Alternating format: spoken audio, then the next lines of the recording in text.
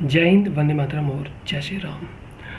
पहली बात, नूपुर शर्मा का हम बिल्कुल समर्थन करते हैं। मैंने जो आर्टिकल्स लिखे हैं उनके ऊपर वो मैं लिंक दे दूंगा डिस्क्रिप्शन में, जाइए और पढ़िए, ठीक है। अब हम बात करते हैं अग्निपथ और अग्निवीर, जो ये चल रहा है मामला, क्योंकि करंट है सबसे, इसलिए। और आने वाली वीडियो पे हम बात करेंगे नूपुर शर्मा के ऊपर और सारे टॉपिक्स को हम कवर करेंगे बहुत जल्द। देखिए, सिंपल सी बात ना ये है कि जो ये मजाक बना रखा है ना, मतलब देखिए इसमें, देखिए मैं सिंपल सरल बात करता हूँ। गवर्नमेंट अपनी जगह पे सही है, लेकिन गवर्नमेंट अपनी जगह पे गलत है, और जो लोग हैं जो दंगा कर रहे हैं वो भी अपनी जगह सही है, लेकिन वो भी अपनी जगह गलत है। क्यों? देखिए, पहली बात, गवर्नमेंट का पक्ष रखते हैं। गवर्नमेंट ने एक स्कीम बनाई 17 से 21, जिसको बदल दिया है। आज मैंने सुबह न्यूज़पेपर में पढ़ा, 21 के बजाय 23 कर दिया, कि 23 साल तक के बच्चे अग्निपथ के तौर की इसका फ़ायदा उठा के आर्मी में जा सकते हैं। आर्मी की भर्ती के लिए जो ये नया इन्होंने एक एक्सपेरिमेंट किया है, कह सकते हैं एक्सपेरिमेंट है, जो कि मेरे हिसाब से कई जगहों पर गलत है, कई जगहों पर सही है। लेकिन मेरे पास इसका जो सोल्यूशन मेरे पास है ना, वो सोल्यूशन शायद ही किसी के पास होगा। और वैसे मैं ये नहीं कह सकता कि मेरे पास सिर्फ मेरा है, नहीं मेरा नहीं है, कह सकते हैं नहीं भी, क्योंकि मैंने किसी और डिबेट में कहते हुए सुना था ये बात जो मैं कह रहा हूँ, वो भी तो मेरे एक तरीके कह सकते हैं आइडिया उनका, एक पुराने मेजर जनरल है उनका आइडिया है, बट मैं उनके आइडिया को थोड़ा सा मॉडिफाई करके लाया हूँ। सिंपल सी बात है, देखना। अब सिंपल सी बात है कि गवर्नमेंट गलत क्यों गवर्नमेंट ने गलती क्या करी कि 4 साल, देखिए स्कीम अच्छी है, 50,000 हर साल लोगों भर्ती करेंगे, जिसमें से जब जो 75% लोग हटेंगे, मतलब भी अगर हम देखा जाए तो हर साल 12,500 लोगों की आर्मी में भर्ती होगी। इसके तहत 50,000 को चुना जाएगा 4 साल के लिए, है ना। उसमें से 12,500 को सेलेक्ट करेंगे, बाकी के 75% को कहेंगे भैया अब आप जाओ, लेकिन उनको 11 लाख रुपए हर एक बंदे को मिलेंगे। तो 11 लाख रुपए एक ऐसी अमाउंट है जिससे आप कोई भी बिजनेस स्टार्ट कर सकते हैं, ठीक है। दूसरी चीज़, अगर कोई बंदा, देखिए सीधी बात है, कोई 17 की एज में लग गया और वो 4 साल बाद हटाया जाता है 21 साल की एज में, तो उसके बाद 11 लाख है, वो एक आराम से कोई भी बिजनेस स्टार्ट कर सकता है 11 लाख में।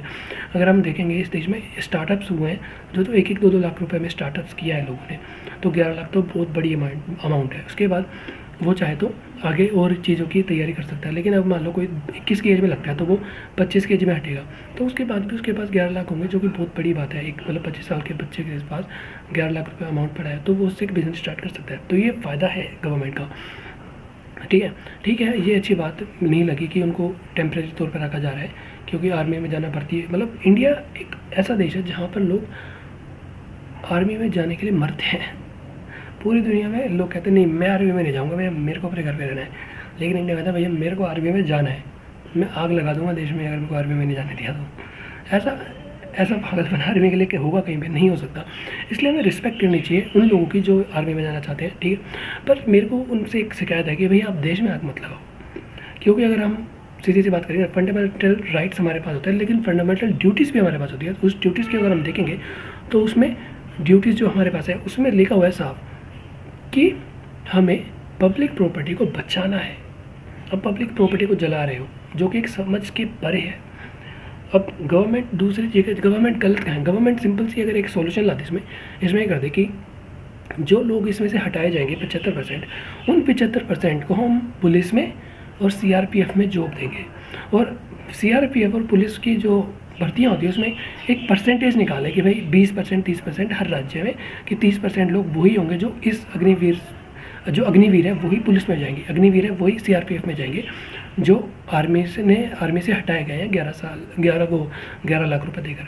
इससे होगा क्या, उनके पास जॉब होगी। दूसरी बात, पुलिस और सीआरपीएफ में आर्मी के लोग जाएंगे तो इससे क्या होगा, जो पुलिस में वैसे तो मेरे को कहते हुए अच्छा नहीं रहा, लेकिन कई बार हम सुनते हैं भ्रष्टाचार के मामले देखते हैं, रिश्वत दे रहे हैं, तो वो चीज़ कमी हो जाएगी। और दूसरी सबसे अच्छी चीज़ होगी उनके पास गवर्नमेंट जॉब होगी, कि एक तो वो आर्मी से हटे और फिर वो पुलिस में चले गए, तो इससे क्या होगा, वो सिक्योर फील करेंगे कि वो देश के लिए कुछ तो कर रहे हैं, वो डिफेंस में है। देखिए पुलिस को भले ही डिफेंस का दर्जा नहीं मिलता, लेकिन इन रियलिटी पुलिस भी तो डिफेंस का ही काम करती है, वो आंतरिक सुरक्षा करती है हमारी, वो भी एक बहुत बड़ी चीज़ है।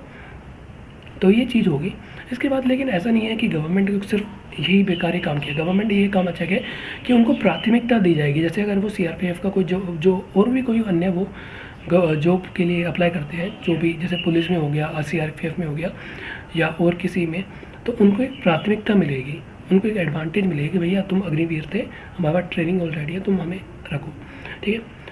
अब लोग कहाँ पर सही है और कहाँ पर गलत है। देखिए लोग सही है क्योंकि भाई मैंने बोला कि आर्मी के लिए क्रेजी हैं लोग यहाँ के और वो जाना चाहते हैं, जो अच्छी बात है। लेकिन गलत क्या है कि वो दंगा कर रहे हैं। देखो ये सबसे बेकार चीज़ है। दूसरी चीज़, लोगों को पता नहीं है कि स्कीम क्या है। आधे से ज़्यादा लोगों को यही नहीं पता कि चल क्या रहा है और स्कीम क्या है, क्योंकि ऐसे बहुत सारे लोग हैं जिनको चिंगारी लगाने में मज़ा आता है और वो चिंगारी लगाते हैं देश में और वो आग भड़का देते हैं। उसमें से एक भवीश कुमार करके कोई है पत्रकार, मेरे को नहीं पता कौन सा टीवी फीवी उसका एक चैनल है, वो भी है, उसके अलावा और भी है। पर सिंपल सी जो सबसे बेकार बात हुई है वो यही है कि मैंने कहा ना सोल्यूशन सिंपल सा है कि अगर गवर्नमेंट ये कर दे कि भैया पुलिस में आप एक परसेंटेज निकालो कि 30% 20% अग्निवीर जाएंगे, CRPF में भी 30% 20% अग्निवीर जाएंगे और इन्हीं को ही और तरीके की जॉब के लिए दो, तो इससे क्या होगा कि सीधी सी बात है, जो इनकी नाराज़गी है वो ख़त्म हो जाएगी। और सिंपल सी बात तो ये है कि गवर्नमेंट तुम्हें 11 लाख रुपए दे रही है, तो जिससे तुम अपना बिजनेस स्टार्ट कर सकते हो। तो भैया उस बेसिस पे अगर हम देखें तो गवर्नमेंट अपनी जगह भी सही है, गलत भी है, मैंने मान लिया। जैसे 23 के बजाय वो 25 अगर एज कर दे तो अच्छा है, ठीक है। दूसरी चीज़ ये है कि अगर मैं तो ये कहूँगा कि 25 कर दे तो अच्छा है। वैसे 23 ठीक है भाई, उनकी मर्ज़ी है, जो करे, हमारे हाथ में नहीं। लेकिन ये चीज़ जो है कि जो अभी तक आर्मी का सिलेक्शन का प्रोसेस था वो बेस्ट था, ठीक है। अब मैं बताता हूँ एक इसके पीछे जो आइडियोलॉजी है वो रीज़न क्या है। देखिए रीज़न इसके पीछे सिंपल सा है कि ना गवर्नमेंट चाहती है जो नॉर्मल लोग हैं वो इतने ट्रेंड हो कि जब अगर हमें फ्यूचर में सामना करना पड़े किसी ऐसे अटैक का, तो जो नॉर्मल लोग हैं उनके पास इतनी ट्रेनिंग हो कि वो लड़ सके, हथियार चला सके। वो ये रीज़न भी उनका है गवर्नमेंट का। जैसे कि यूक्रेन और रशिया वॉर में हमने देखा कि यूक्रेन में नॉर्मल लोगों के पास इतनी सुविधाएं, मतलब इतने टेक्टिक्स नहीं थे, वो हथियार चलाना नहीं चाहते थे और इसी वजह से उनको सामना भी करना पड़ा। लेकिन फिर भी उन्होंने बहुत अच्छा काम किया। और अगर हम इससे बस वो है कि वो ट्रेनिंग देना चाहते हैं और ट्रेनिंग को नए तरीके से दे रहे हैं जो ये चल रहा है। पर देश को आग लगा देना, दंगे करना, कभी रेलवे स्टेशन पे आग लगा देना, ट्रेनों को जलाना, ये चीज़ सोल्यूशन नहीं है इसका। तो ये चीज़ अगर नहीं होगी तो बहुत ही अच्छा रहेगा। और ये स्कीम इतनी बुरी नहीं है जितना इसको बुरा दिखाया जा रहा है और इतनी अच्छी भी नहीं है जितना इसको अच्छा दिखाया जा रहा है। ये एक बैलेंस है। लेकिन ब्यूरोक्रेट्स को ये समझना होगा कि भैया जो पॉलिसी आप बना रहे हो बनाओ, लेकिन पॉलिसी में जो ये लूप्स होल है ये मत छोड़ो, पहली चीज़। दूसरी चीज़, जब भी आप कोई चीज़ स्कीम नहीं लाते हो तो उसको एक्सप्लेन करो।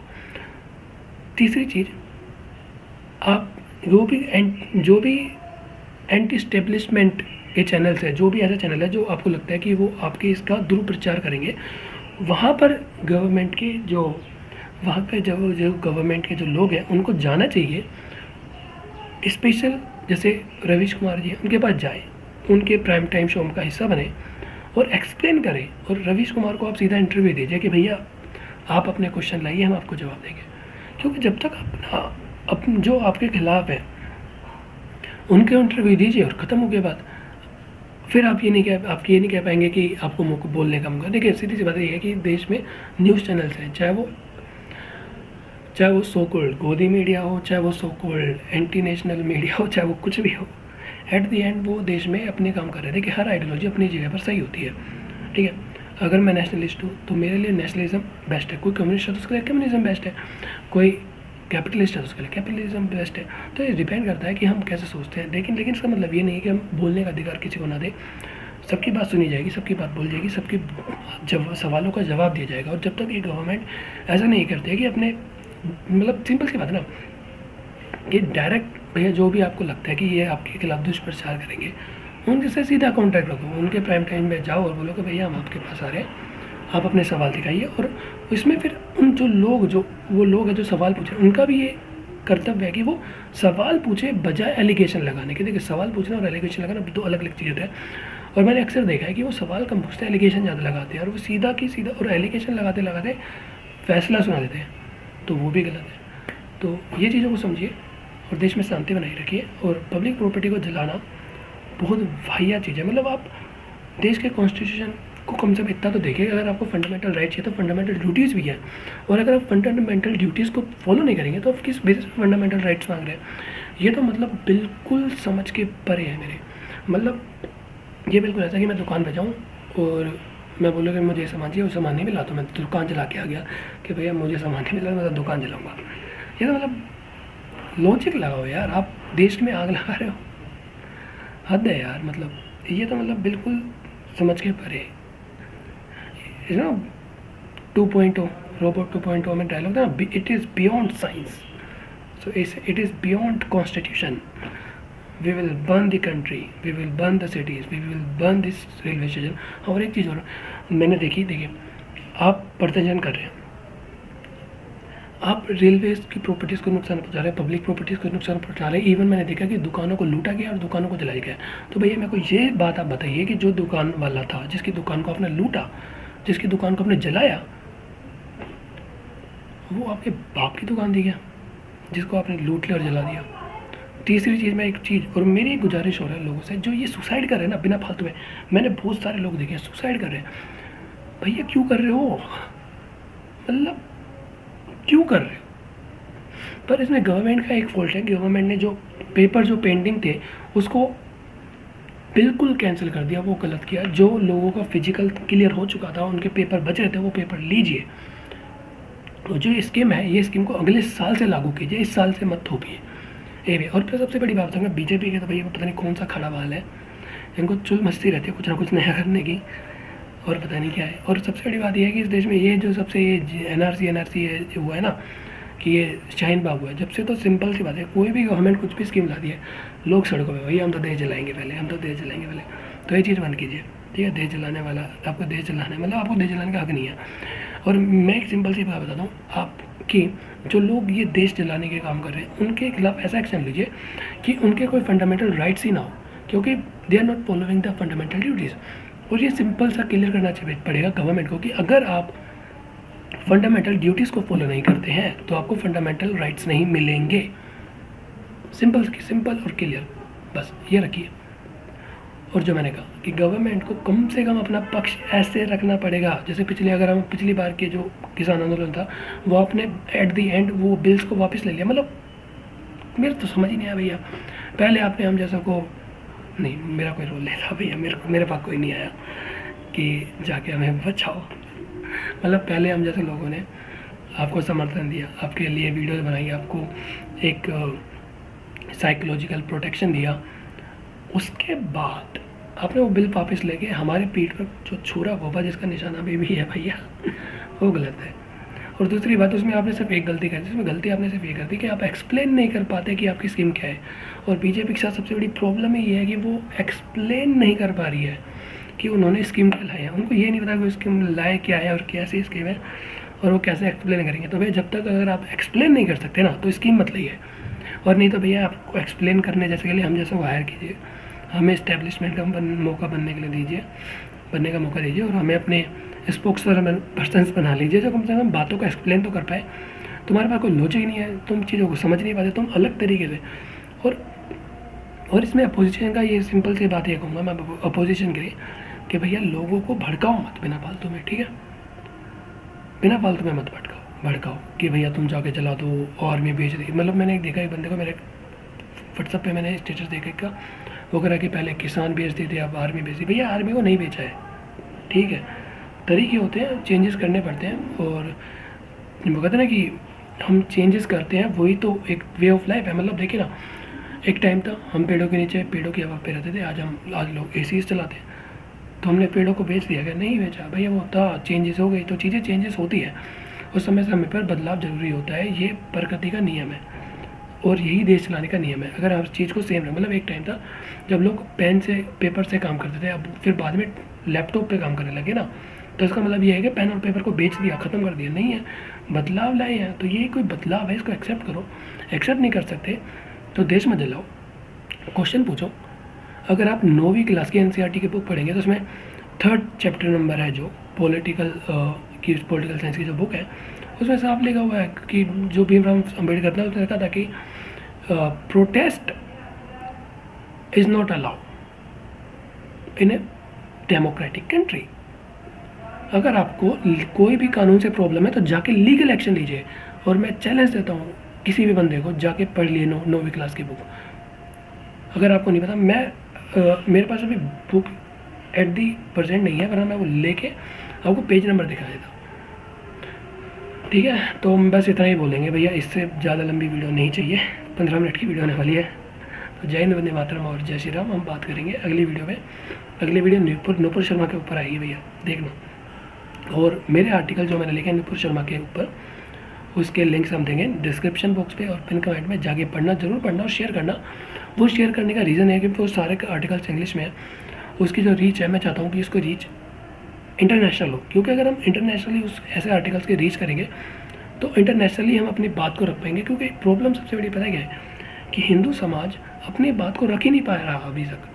क्यों? और सबसे बड़ी प्रॉब्लम यह है कि जो लोगों के पास सुविधाएं हैं, जो कर सकते हैं, मतलब जो हम जैसे लोगों का इस्तेमाल करके अपने इस समाज की बात को इंटरनेशनली रख सकते हैं, वो रखना ही नहीं चाहते हैं। उनको यह है कि भैया मेरा चैनल सब्सक्राइब कर देना, मेरे चैनल पे डोनेशन कर देना, मेरे चैनल पे ये कर देना। ठीक है, तो एज ए वॉलंटियर मैं काम कर रहा हूँ अभी, तो मेरे पास कोई ऐसी कुछ खास इनकम का सोर्स नहीं है। तो बात करते हैं बाद में। तो जय हिंद, वंदे मातरम और जय श्री राम। कृपया इस चैनल को शेयर कर देना। वैसे मेरे को पता नहीं आपके अंदर दम है इतना कि नहीं है कि आप शेयर कर सकते हो वीडियो। अगर दम हो तो शेयर कर देना, नहीं तो भैया डिसलाइक करके रिपोर्ट कर देना और लिख देना हेट स्पीच। ठीक है भैया, वैसे हेट स्पीच नहीं है, मैं फंडामेंटल राइट्स और ड्यूटीज़ की बात कर रहा हूँ यहाँ पर। तो फ्रीडम ऑफ स्पीच में यूज़ कर रहा हूँ अपनी। और तो भैया जय हिंद, वंदे मातरम और जय श्री राम।